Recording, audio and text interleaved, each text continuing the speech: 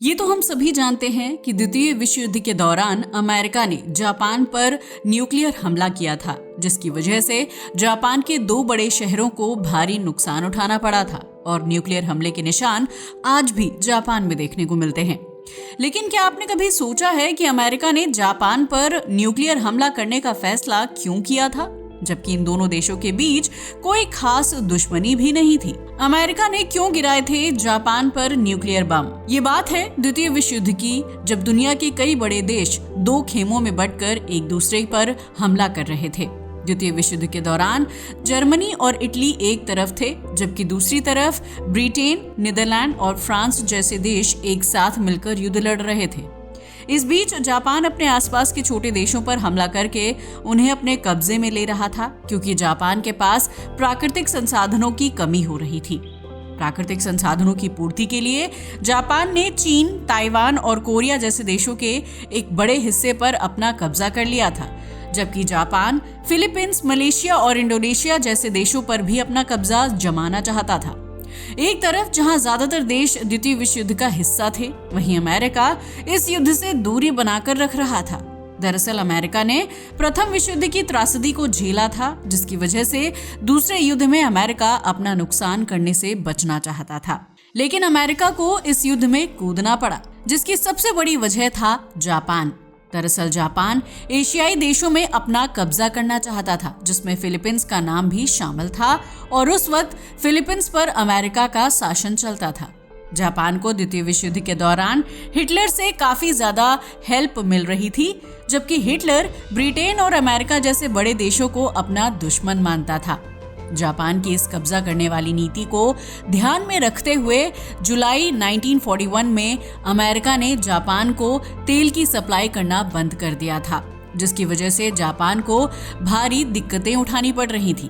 दरअसल उस वक्त जापान के पास खुद के तेल भंडार नहीं थे और वो अपनी खपत का लगभग 80% तेल अमेरिका से आयात करता था। लेकिन अमेरिका द्वारा तेल की सप्लाई बंद किए जाने के बाद जापान के पास कोई दूसरा ऑप्शन नहीं था। उस वक्त अमेरिका और चीन के बीच अच्छी खासी दोस्ती हुआ करती थी, जिसकी वजह से अमेरिका ने जापान के सामने ये शर्त रखी कि अगर वो तेल की सप्लाई को वापस चालू करना चाहता है तो उसे चीन के कब्जे वाले इलाके को खाली करना होगा। अमेरिका की शर्त साफ थी कि चीन को खाली करने के बदले जापान को तेल दिया जाएगा, जिसकी वजह से जापान मुश्किल में फंस गया था। अगर जापान चीन से अपना कब्जा हटा लेता तो विश्व स्तर पर उसे कमजोर और हारा हुआ देश घोषित कर दिया जाता। वहीं अगर जापान चीन पर कब्जा बनाए रखता तो अमेरिका उसे तेल देने से इनकार कर चुका था। जापान ने अमेरिका की शर्त मानने से इनकार कर दिया और चीन के कब्जे वाले इलाके को नहीं छोड़ा, क्योंकि जापान की आर्मी ने अंदर ही अंदर एक गुप्त प्लान बना लिया था। इस प्लान के तहत जापान इंडोनेशिया पर कब्जा करने की तैयारी कर रहा था, जहां उस वक्त नीदरलैंड की कॉलोनी हुआ करती थी। अगर जापान को इंडोनेशिया पर कब्जा करना था तो उसे फिलीपींस पर भी अपना झंडा लहराना होगा, जहां उस वक्त अमेरिका की कॉलोनी हुआ करती थी। जापान की सेना ने प्रशांत महासागर में अमेरिका की जल सेना के बेस पर्ल हार्बर पर हमला करने का फैसला किया, ताकि वो फिलीपींस और इंडोनेशिया पर आसानी से कब्जा कर सके और अमेरिका को जवाबी कार्रवाई करने का समय न मिले। इस गुप्त हमले के लिए जापान ने अपनी कमर कस ली थी, जिसमें 2 बैटलशिप्स, 30 डिस्ट्रॉयर्स, 39 सबमरीन्स और 1414 बॉम्बर एयरक्राफ्ट्स थे। वहीं पर्ल हार्बर पर तैनात अमेरिका की सेना के पास उस वक्त 8 बैटलशिप, 4 सबमरीन्स और 390 एयरक्राफ्ट्स थे, जो जापान से मुकाबला करने के लिए काफी थे। लेकिन जापान ने अमेरिका पर गुप्त हमला करने की प्लानिंग की थी, जिसकी वजह से भारी बल और हथियार होने के बावजूद भी अमेरिका पर मुसीबत मंडरा रही थी। जापान की सेना ने गुपचुप तरीके से समुद्र में 8000 किलोमीटर की दूरी तय की और अमेरिकी सेना के बेस कैंप से 370 किलोमीटर की दूरी पर आने के बाद एयरक्राफ्ट्स को हमला करने के लिए हवा में उड़ा दिया गया था, जिसके बाद 7 दिसंबर 1941 की सुबह को 350 जापानी एयरक्राफ्ट्स ने अमेरिकी सेना के बेस पर हमला कर दिया था। ये हमला दो तरफा था, जिसकी वजह से अमेरिकी सेना को समझ ही नहीं आया कि उन्हें किस तरह बचाव करना है। वहीं दूसरी तरफ जापान के लड़ाकू विमान पूरे 45 मिनट तक आसमान से बमबारी करते रहे, जिसकी वजह से पर्ल हार्बर में तबाही का खतरनाक मंजर देखने को मिल रहा था। इसके बाद जापान के लड़ाकू विमान वापस लौट गए थे, जिसकी वजह से अमेरिका के सैनिकों ने चैन की सांस ली। लेकिन हमले के ठीक 10 मिनट बाद लड़ाकू विमानों के दूसरे ग्रुप ने पर्ल हार्बर पर बमबारी करना शुरू कर दिया था, जिसकी वजह से अमेरिका के सभी हथियार और सैनिक बुरी तरह से बर्बाद हो चुके थे। ये हमला 1 घंटे से भी ज्यादा समय तक चलता रहा, जिसने समुद्र के पानी में आग लगा दी थी और आसमान को काले धुएं से ढक दिया था। जापान के इस हमले से अमेरिका गुस्से में आग बबूला हो गया था, जिसने द्वितीय विश्व युद्ध में हथियार न उठाने का फैसला किया था। लेकिन अब अमेरिका युद्ध में कूदने की तैयारी कर चुका था, जिसकी जापान को बहुत बड़ी कीमत चुकानी थी। जापान के लड़ाकू विमान अमेरिकी बेस में भारी तबाही मचाने के बाद वापस लौट गए थे, क्योंकि अब उन्हें फिलीपींस और इंडोनेशिया पर कब्जा करना था ताकि तेल की खपत को पूरा किया जा सके। वहीं दूसरी तरफ अमेरिका ने हमले के अगले ही दिन खुलेआम जापान से जंग का ऐलान कर दिया, जबकि अमेरिका को अपने आर्मी बेस को दोबारा से सेट करने में लगभग 3 से 4 महीने का वक्त लग गया था। इसके बाद अमेरिका ने जापान की गुप्त तकनीक को अपनाते हुए उसके ऊपर ठीक उसी तरह से हवाई हमला करने का फैसला किया जैसे जापान ने पर्ल हार्बर पर किया था। इस प्लान के तहत अप्रैल 1942 में अमेरिका के लड़ाकू विमानों ने जापान की राजधानी टोक्यो शहर पर भारी बमबारी की थी, जो द्वितीय विश्व युद्ध में अमेरिका के किसी देश पर किया गया पहला और सबसे घातक हमला साबित हुआ। इसके बाद अमेरिका और जापान के बीच लगातार 4 साल तक लड़ाई चलती रही, जिसमें अमेरिका का पलड़ा भारी था। इस युद्ध में जापान बुरी तरह से कमजोर हो चुका था, लेकिन इसके बावजूद भी वो अमेरिका के सामने हार नहीं मान रहा था।